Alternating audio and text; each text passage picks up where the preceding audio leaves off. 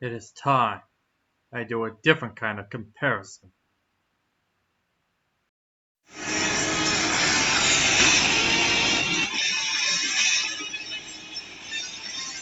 You hear the screeching of an owl, you hear the wind begin to howl.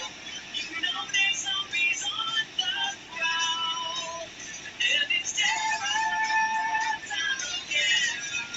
They got you running through the night. It's terror time again, and you just might die of fright. It's a terrifying time.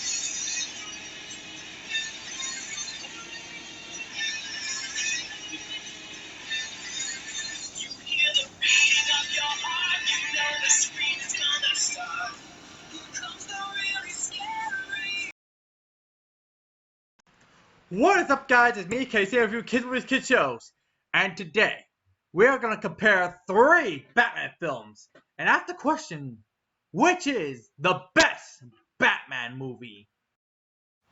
With the Batman film coming out next year, I thought it would be an appropriate time for comparing the previous Batman films that has came out in the past. Them being the fan favorites, the Tim Burton Batman, The Dark Knight, and Batman Mask of the Phantasm, made by very great directors, them being Tim Burton, of course, Christopher Nolan, and Bruce Timm. All of them have really great work and have worked really great on these films. And, well, it shows that they put a lot of hard work and effort into these movies. And I'm fully aware that the Nostalgia Critic already did an old versus new on this on his channel. Thank you. And, well, he brought up some very good points. But what do the rest of us think? I mean, I know when he did that video was for his own personal opinions. But as for the rest of us, do all of us think that the Tim Burton version is better than The Dark Knight? Or even better than Batman Mask of the Phantasm? Which is very debatable. Considering when all 3 of these films are good in their own way. Hey, I mean, the Tim Burton version had a lot more darker and edgier, considering it was, PG-13. And the same can be said with The Dark Knight, considering it had more thrills and actions. It was more of a thriller movie rather than an action-packed one. You know, thriller night. I'm sorry, I just love Michael Jackson. I know it has nothing to do with this video, but you get what I mean. Lastly, Batman Mask of the Phantasm. It's, well, what can be said about this film? It is that good for a kid's film. And, well, a very underrated one, I might add.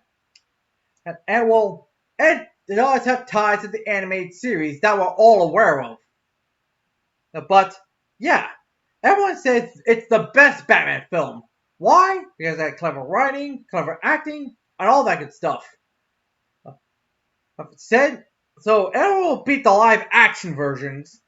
Well, I think we're all overlooking the flaws in all 3 of these films. Like, well, first of all, spoilers!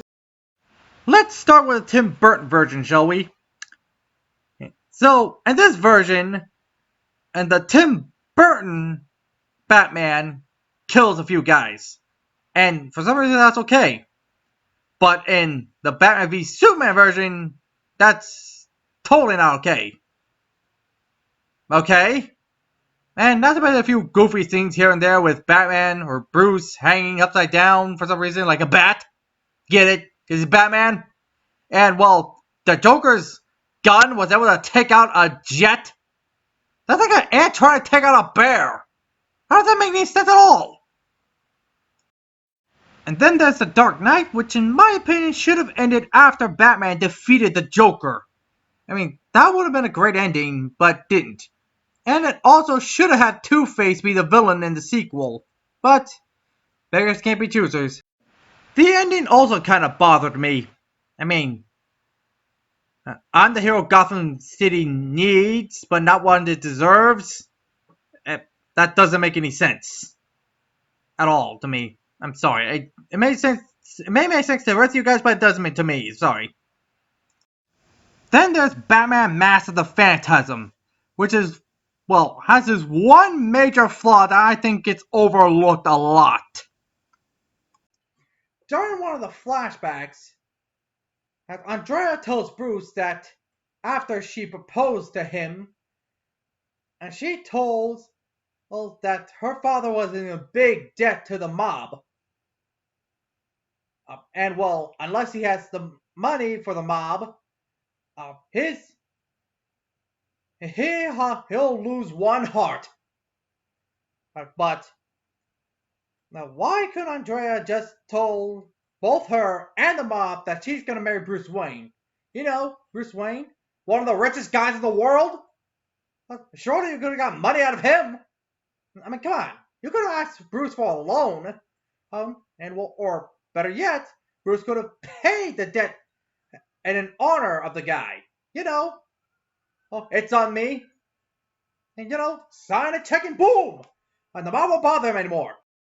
Okay, let's get to the characters and cast. Such as the Batman, all played by Michael Keaton, Kristen Bale, and Kevin Conroy. All phenomenal actors that played Batman in very different ways. We all know Michael Keaton played him in a creepy way, in a smug way I might add. Your butt it's grass. As Kristen Bale, yeah we know it. It would have been great if we could understand him. And lastly, Kevin Conroy, Batman, spectacular, man. Spectacular. Through voiceover, but on screen, I honestly don't know. And then, of course, Jack Nicholson playing the Joker.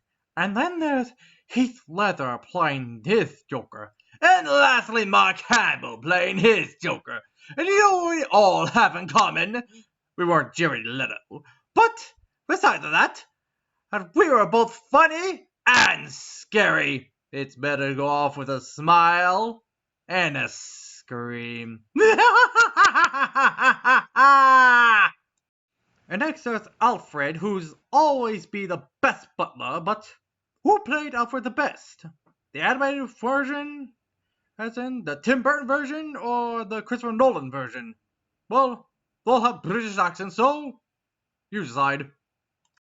Next we got our love interests, one being Vicky Vale, who, well, screams in almost every scene she's in. Yeah, you know what I'm talking about.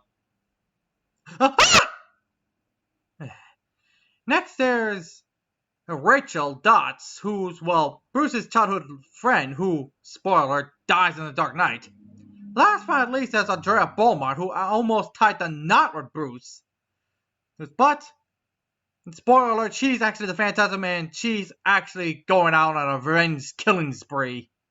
Especially going after the Joker. James Gordon is, of course, James Gordon in all three of these films, being the supportive cop character. And, well, they're also played differently, like the Tim Burton version. Actually, I think he has a British accent, I think. I honestly don't know. The Dark Knight trilogy actually had him do more, and a lot more, which is an ace in my book. And the anime Tim Gordon, yeah, he's always been there for Batman, and, well, he refused to arrest him unless he got solid evidence, you know? And that question to everyone's mind. Which of these three films is the best Batman film?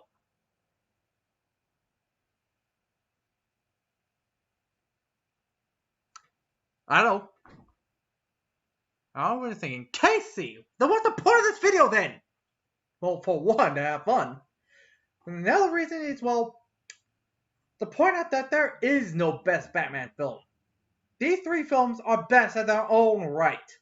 All three of them are the best in their own way.